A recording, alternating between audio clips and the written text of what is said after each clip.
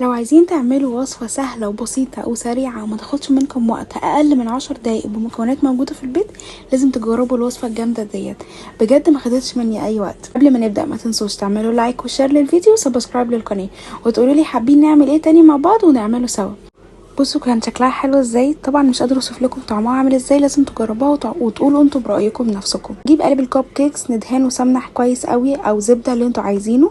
الجلاش هنجيبه رول زي ما هو ونقطعه قطع صغيره زي ما هو كده، زي ما انتوا شايفين هتبقى معايا كتله كده صغننه عباره عن دايره جلاش. هنحطها في الكب كيكس زي ما انتوا شايفين، وهنزل عليها بمعلقه سمنه في كل واحده فيهم، وهغرق الجلاش سمنه يعني من الاخر، او احط من النص كده زي ما انا ما عملت. احطه في الفرن على درجه حراره 180، يعني اقل من 10 دقايق، ربع ساعه بالكتير يكون استوى. يطلع ننزل عليه بلبن.